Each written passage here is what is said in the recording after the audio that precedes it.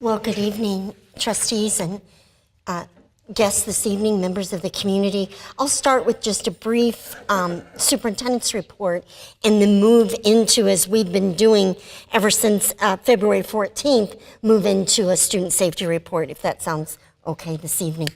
First, I just want to thank again the Thurston Choir and the Skyline Resist, Survive, Thrive. What a tremendous way to honor this final day of Black History Month. We celebrate Black History every month of the year, but we're always delighted for special celebration.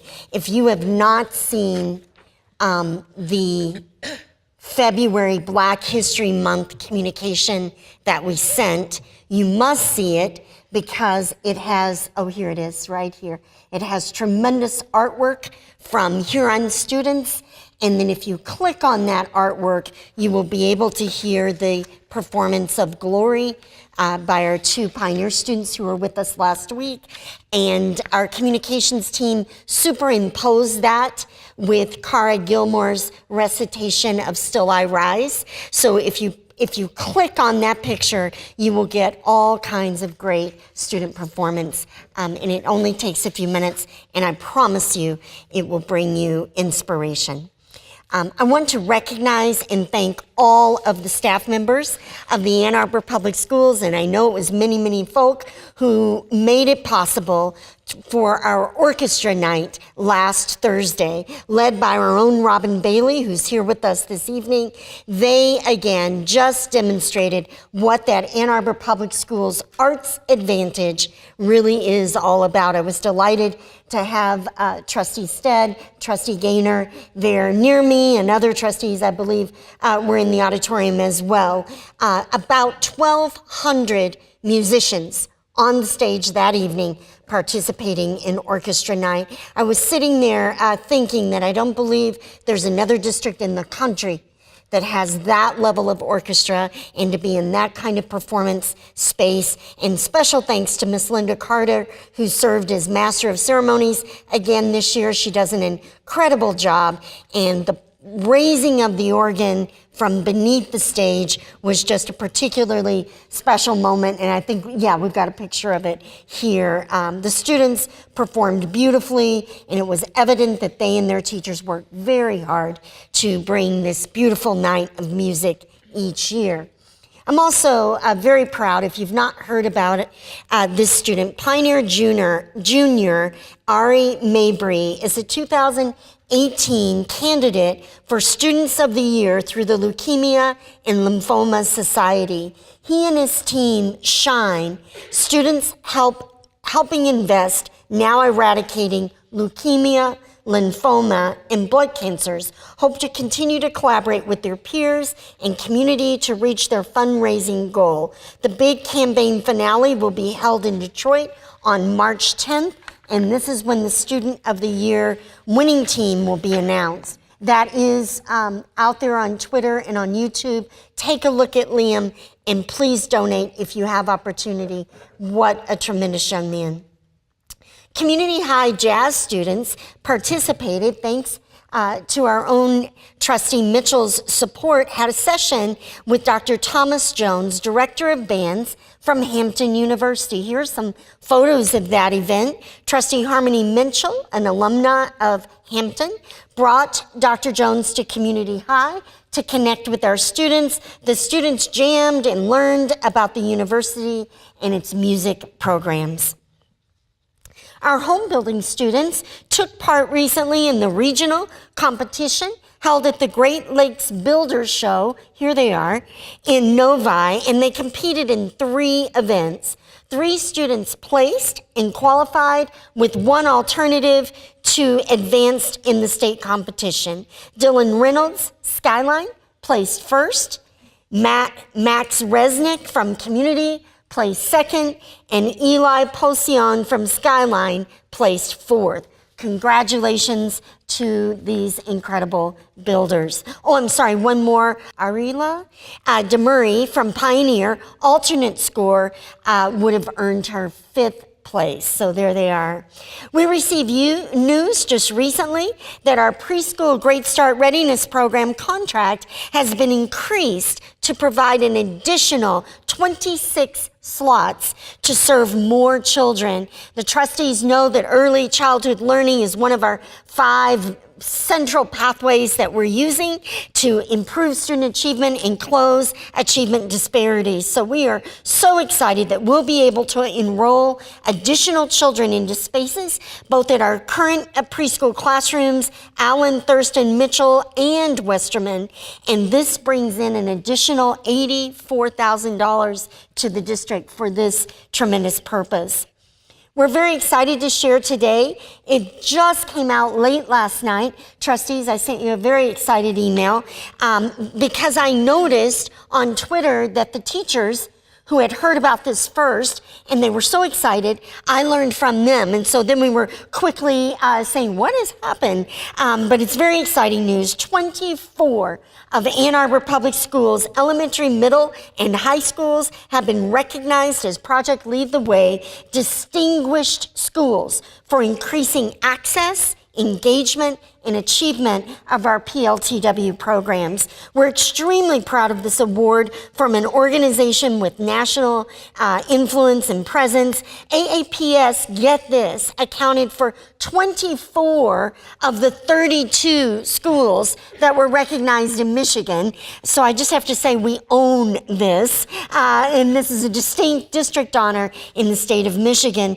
PLTW is currently offered in over 10,000 schools nationwide, and only 340 of the 10,000 schools get this level of distinction.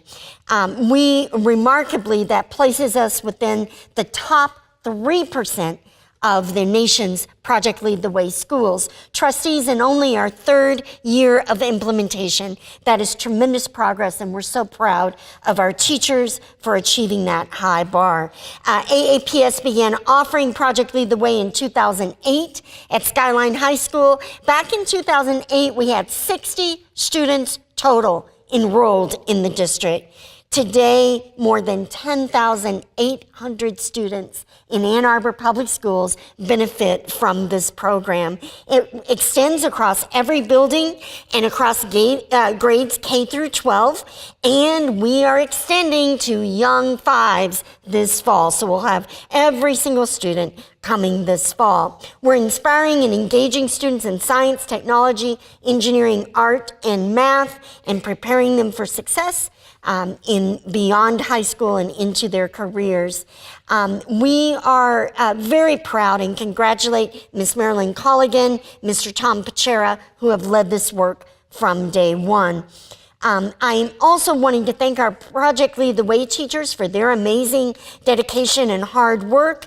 And 19 of our elementary schools received the honor of Distinguished Launch Program. 3 middle schools were Distinguished Gateway Program, and 2 of our high schools Distinguished High School Program. Over the next few weeks, you'll notice when you're out and about that each of these schools will receive a beautiful Project Lead the Way Distinguished School banner to showcase this recognition to our community. And I want to thank everyone for their continued support of our Project Lead the Way programs, and congratulations to all of our schools on achieving this honor. We will move in now to our student safety report. I began this report yesterday with our approximately 100 principals, assistant principals, and district content chairs and leaders in the district. Yesterday, I began it by saying, there's a Chinese proverb that says, may you live in interesting times. And some people refer to that as a Chinese curse. When we're leaders, I don't believe we think of it as a curse. We think of it as an opportunity. So I take that word, may you live in interesting times, cross it out, and for our team in the Ann Arbor Public Schools, we say, may you lead through interesting times, because as a continuously improving organization, we see every challenge as an opportunity to make our work tighter and to do it better for every child in the district. So we began yesterday by discussing through this challenge and opportunity post-Parkland, and as I think back, trustees, on our time in education, I remember Columbine, 1999, I was teaching in a 6th grade classroom just a few miles up the road from Columbine. On that day, it didn't matter where in the country you were, we were all impacted by Columbine. And I think forward just a little bit to 9/11 is another moment that we all immediately click into where we were and what we did in the district following that event. I'm very intrigued that those students or those children from 9/11 are now freshmen and sophomore, as I heard Liam speak earlier. This is their existence. And then we move forward, even past that to our time in the fall of 2016, when many of us felt just a shift in the country in terms of all of, what's going on. And then just 2 weeks ago today, February 14th, the Parkland shooting. And so we're very aware that this will be a defining moment. I shared with our leaders yesterday, and we'll share with our community, if you do this work for another year, or if you do it for another 20 years, we will always look back at this time. And so our goal is to take full advantage of this time to do our work on behalf of serving children and serving our community. So we began yesterday the session with, what is it that we want to grow through our response and our work at this time? And trustees, if you've not, and community, if you've not used the tool menti.com, M-E-N-T-I, Menti, this is the tool. So just in a few seconds, everyone in the room grabbed their phone and typed in 3 words. What do we want to grow during this post-Parkland time? The larger the word, the more times that was shared. And you can see 76 folks responded. I think some folks were maybe still fumbling with their phone, but at any rate, their hearts were in it. And you can see from that word cloud there that really the driving themes are that we want to grow compassion, empathy, awareness, kindness, support, tolerance. You can see understanding. Isn't that amazing? Respect. So that's the foundation from which we are doing our work. Certainly, student safety is a driving component of that. So we will be working together from that foundation on student safety. It is true on every day of school in the Ann Arbor Public Schools that our top priority is student safety. Trustees, you hear me say it often, but this priority supersedes even our critical mission of teaching and learning. And that is true on every day of school. But we feel that this post-Parkland time is a tremendous time to review our plan and to tighten our plan and to ensure that we have everything in place for our students. Our teachers, staff, and leaders are trained in safety protocols. Those protocols are in place in every classroom and in every school in the Ann Arbor Public Schools. Further, I just always want to encourage everyone in the community that our number one step is that if you see something, please say something. So that is the fundamental part of our safety plan. We ask that you reach out anytime that you have any concerns whatsoever. And so trustees, we are putting up now in all of our school buildings, but we just want to mention it every time we discuss this topic, the okay to say numbers, and you can reach those folks either through phone, through text, through email. That okay to say is a way that you can reach out, because I was with PTO Council on Monday evening discussing student safety, and I had a parent of a middle schooler raise her hand and say, my children are so afraid that they will tell me something and I will tell the school about it. They don't want me to say anything. And so we talked about that no one has to know. This is a method, this is a tool that folks can report on if they don't want to reach out to us. We do ask that you reach out to us. I had the opportunity just 2 weeks ago to be with the superintendent of Newtown, Connecticut, and his number one step that he advised all of the superintendents in the room was to remain extremely close in relationship with your most complex students, staff members, and community members, that we should at all times be close to those folks and make sure that we're getting the supports in place. He also talked about securing the perimeter, and I know Trustee Stead mentioned that, but I am asking our parents and our visitors to our schools to be reminded it is an extra couple of minutes, and especially if the weather's bad, it can be irritating, but we will be securing those doors, and we ask you to have just a little bit extra patience. If that office professional asks you who you are, just be happy with that, because that is a step that we will be taking to ensure the safety of our schools. President Stead touched on our policies, so I won't touch on that part tonight. We want to get right over to our managing, our facilitating, supporting of our student protests and First Amendment rights. Trustee, I felt like we would dive into that part this evening. You have a couple of documents, trustees, in your packet.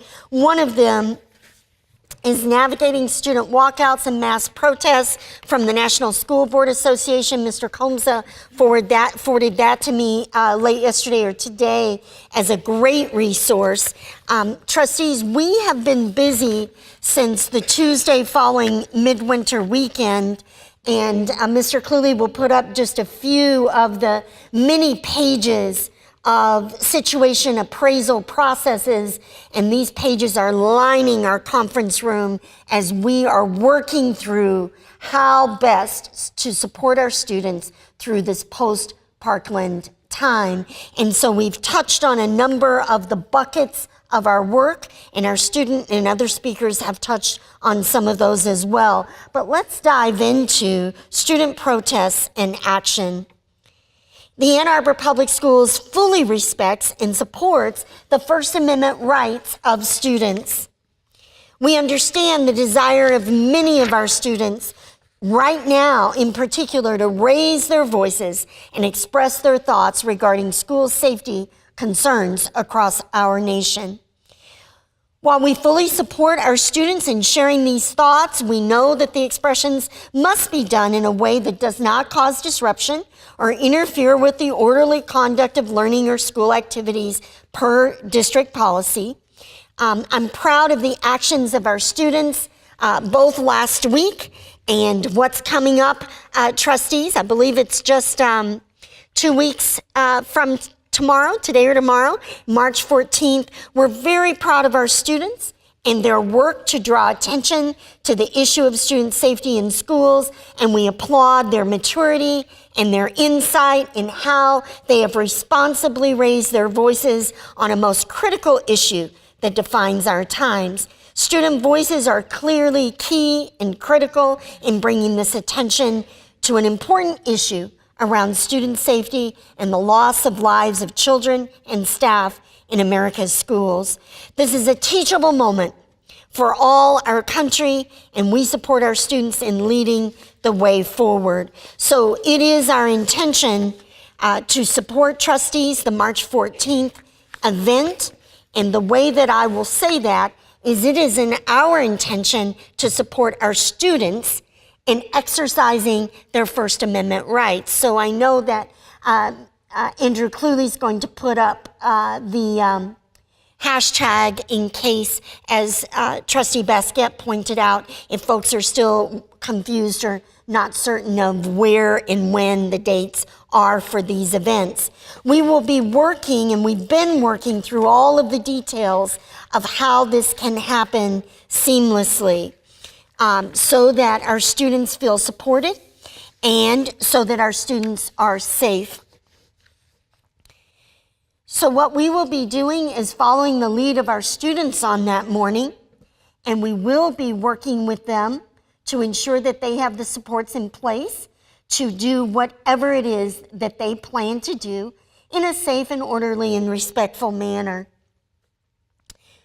During those 17 minutes on the morning of March 14th, the district will be working with our students and supporting them and working them through the process of whatever they need to exit the building or to do whatever activity they have in mind. The national group has called on this, called for this day and called for it around 6th grade through 12th grade. So I will share with you, trustees, as we've worked with our principals, the elementary principals will be focused perhaps in their classrooms on a kindness activity that morning, on an empathy activity. They will be doing wonderful activities that reinforce those positive values of relationship and support, and that will be their focus. Our middle school and high schools, we already have information from our students, trustees, and we are meeting with student leaders now. Our principals are, and I surely hope to be able to meet with student leaders. They have already indicated to us their intention of participating outside of this designated time. I do need to share that students will need to make arrangements with their own parents, and walkouts or times away from class will be treated just like any other absence. So as one of our speakers mentioned earlier this evening, there is talk of a rally in Ypsilanti or some destination. We certainly support our students, but we would need to follow our regular practices and protocols for students leaving school if that's the case. We will ask for the walkout, and our student leaders have already indicated this is their intention, that they remain on campus, and then if they're going to leave after that time, then to follow the absence protocols. The posting of flyers by students, trustees have given you tonight just a review of our policy. It's not our policy, this is actually our practice and our regulation for the posting of flyers, and that certainly falls under the individual schools that have a community bulletin board or a way for students to post flyers. That's perfectly fine, and we will support our groups with meeting. And they do need to get approval from their principal, which I think they're all working through that process now, and we will support that. So those are some general guidelines for this day coming up. I've asked Mr. Comsa to step forward and help us with just some of the fundamental foundation around the First Amendment rights of students.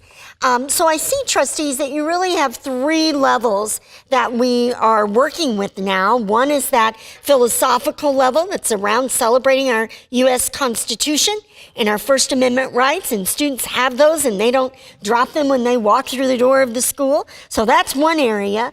The second area is what we will do as a district, and I feel like I've been clear and will continue to be clear with our community. We will support our students in exercising their First Amendment rights, and that means that we will support every student wherever they fall on the continuum, and students who choose not to walk out will be supported just like students who choose to walk out will be. So we're working on that level of district statement. And then, trustees, what we were working on yesterday afternoon with our principals is probably the hardest level, the most challenging level, is how to implement that in the day, in the moment, when students are ready to activate and to protest. So, Mr. Comsa, we'll start with kind of that philosophical First Amendment piece. Thank you, Dr. Swift. I don't want to lead into the stereotype that President Carter said, so as a lawyer, I'm going to be succinct and to the point and not talk too much. and thank her for sharing Mike Schotte's legal opinion as well. School students have a constitutional right to free speech, but it is not absolute. And it can be regulated when it interferes with the operation of the school or infringes upon the rights of others.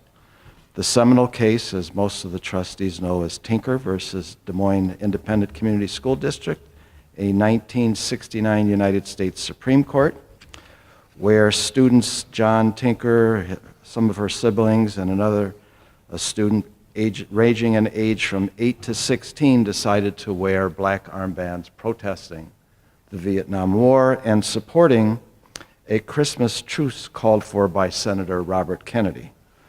The principal of the schools, upon learning of this, quick passed a policy that stated that as school children wearing an armband would be asked to remove it immediately. If not, they would be suspended. The students, of course, wore the armbands. They were suspended, and the ACLU took up, along with some citizens of the district, on behalf of the students, filed suit and went through the district court and the Court of Appeals, eventually reaching the United States Supreme Court, where in a 7-2 decision, they upheld the rights of the students to protest peacefully wearing the armbands. It's often interesting to read these cases, and I'll share with you, and I like to read the dissents sometimes because it tells you the state of times they were in. So here's a quote from Justice Harlan, I think. He says, he dissents in the case, he disagrees with the majority.